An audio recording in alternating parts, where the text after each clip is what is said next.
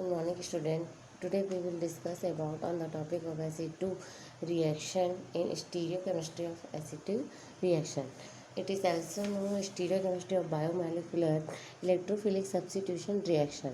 ठीक है, तो हमारा इंट्रोड्यूस करते हैं इसको. सबसे पहले क्या है, according to Ingold et al, electronic distribution of two electron of carbon metal bond causes different stereochemistry of the product. Means के स्टीरियोकेमिस्ट्री से हम ये बता सकते हैं कि बनने वाला प्रोडक्ट का कॉन्फ़िगरेशन कैसा होगा, मतलब उसमें एटम या ग्रुप का अरेंजमेंट कैसा होगा. मैंने पहले बताया था कि Ac2 reaction is more common in organometallic compound. Organometallic compound वो होता है जिसमें कार्बन और मेटल के बीच क्या होता है, डायरेक्टली बॉन्ड बना होता है, सीधा बॉन्ड बना होता है. ठीक है, तो जैसे ये कार्बन और मेटल है, ठीक है, कार्बन और मेटल के बीच जो बॉन्ड है आपका क्या होगा, वो सीधा बॉन्ड होता है. वो डायरेक्टली किससे होता है, बॉन्डिंग से करता है. कार्बन डायरेक्ट मेटल से जुड़ा हुआ होता है. ठीक है, यहाँ सिंगल क्या होता है, कोवैलेंट बॉन्ड. तो यहाँ पर सिंगल कोवैलेंट बॉन्ड के द्वारा यहाँ जुड़ा होता है और यहाँ पर 2 इलेक्ट्रॉन होते हैं. ठीक है, कार्बन और मेटल के जो 2 इलेक्ट्रॉन हैं वो दोनों क्या होते हैं, यहाँ पर प्रेजेंट होते हैं. अब देखो, इनगोल्ड ने यही बताया, इनगोल्ड है एक साइंटिस्ट है, इन्होंने यही बताया कि यहाँ पर जो स्टीरियोकेमिस्ट्री ऑफ Ac2 में यहाँ बनने वाला जो प्रोडक्ट है वो अलग अलग होने से क्या होगा, अलग अलग बनेगा. और उनके अलग अलग बनने का जो रीज़न है वो डिपेंड करता है कि कार्बन मेटल के इन 2 इलेक्ट्रॉन के डिस्ट्रीब्यूशन पर, मतलब उसका इलेक्ट्रॉन का डिस्ट्रीब्यूशन कैसा होगा उस पर डिपेंड करता है. ठीक है, कि जो बनने वाला प्रोडक्ट है वो कैसा बनेगा. अब हमारे सेकंड पॉइंट पे आते हैं. सेकंड पॉइंट है हमारा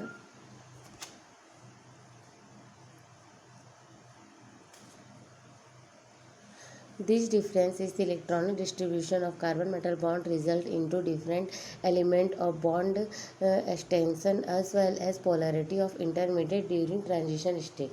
जब कार्बन मेटल के 2 इलेक्ट्रॉन का डिस्ट्रीब्यूशन होगा, अगर वो इक्वल है या इक्वल नहीं है, इससे उसके ऑर्बिटल का एक्सटेंशन होगा जो वो बदलेगा. एज वेल एज जो कार्बन मेटल बॉन्ड की इनके बीच की जो पोलैरिटी होगी वो इंटरमीडिएट बनने के समय वो भी अफेक्टेड होगी.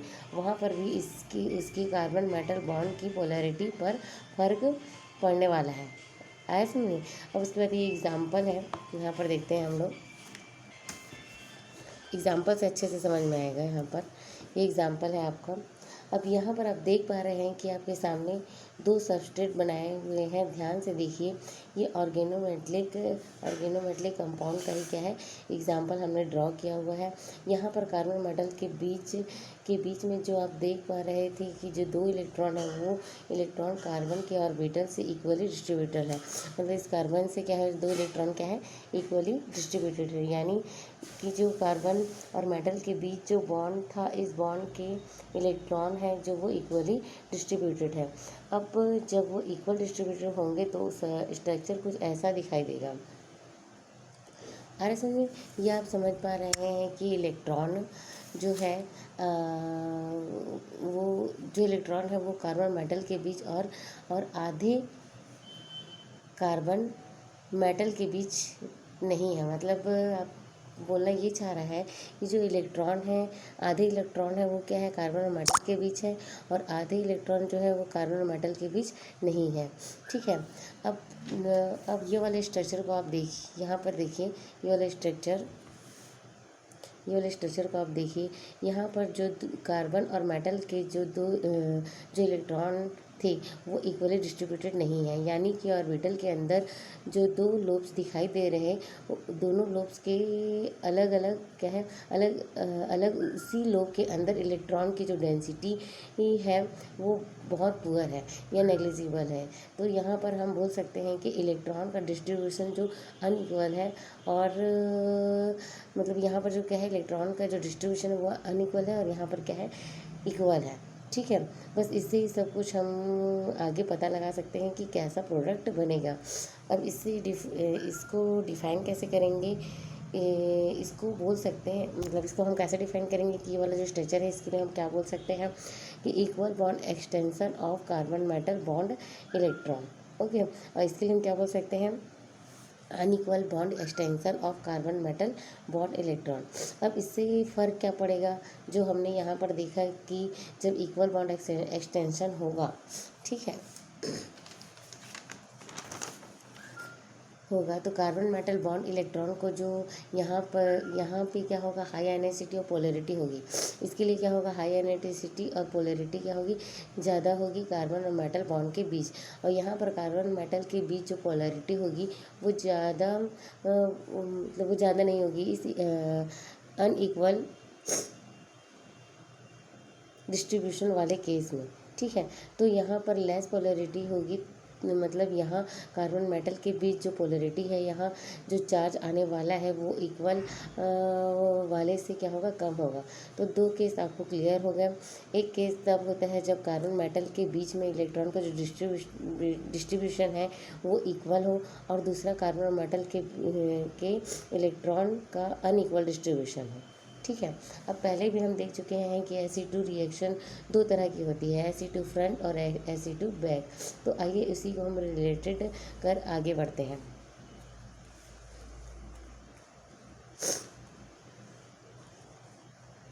देखिए Ac2 आपका क्या है, आपका Ac2 back reaction, two electrons of carbon metal bond orbital extends equally on both sides to causes high polarity NaCl because electron are separated away more from metal atom and gives inverted product। अब इसको हम clear कैसे कर सकते हैं, figure के through.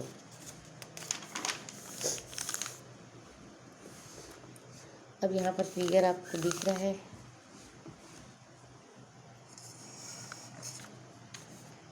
ये figure आप देखिए, ये क्या है, आपका सबस्ट्रेट है, ठीक है।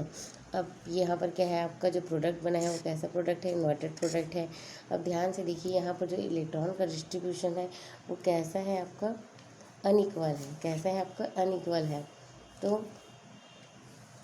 फर्स्ट केस में जब कार्बन मेटल के बीच के जो इलेक्ट्रॉन है वो इलेक्ट्रॉन ऑर्बिटल के अंदर इक्वली डिस्ट्रीब्यूटेड है, ठीक है। कार्बन के दोनों तरफ देखिए, कार्बन और मेटल के बीच दो इलेक्ट्रॉन हैं बट दो इलेक्ट्रॉन है, ये मतलब इलेक्ट्रॉन जो है कम है। तो इलेक्ट्रॉन कम होने से मेटल एटम पर जो पॉजिटिव चार्ज आएंगे वो पार्शियल पॉजिटिव चार्ज होगा, उसका मैग्नीट्यूड, उसका एक्सटेंट या उसकी मात्रा क्या होगी,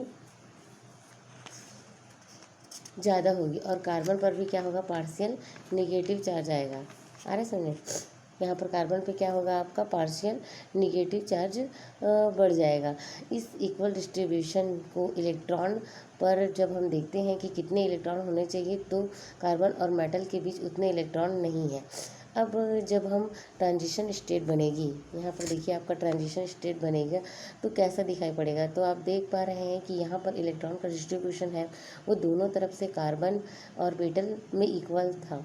तो मेटल आयन पर क्या होगा, जो चार्ज है वो ज़्यादा होगा, तो बॉन्ड क्या होगा, या बॉन्ड क्या हो गया, पोलर हो गया। तो यहाँ कार्बन मेटल के बीच में क्या होगा, ज़्यादा, यहाँ कार्बन मेटल के बीच क्या होगा, ज़्यादा पोलरिटी होगी। ट्रांजिशन, अब यहाँ हम देख पा रहे हैं कि हमने दो मेटल एटम दिखाए, ठीक है। दो मेटल एटम हमने दिखाया गया है, तो दिखाए हुए हैं, तो दोनों पॉजिटिव चार्ज हैं। दिख रहा है आपको कि यहाँ पर क्या है, दोनों मेटल एटम क्या है, पॉजिटिव चार्ज है। और एक पर हम क्या लगाए, एरो बाहर की ओर बनाया हुआ है, और एक पर क्या है, बैक साइड से बनाया हुआ है।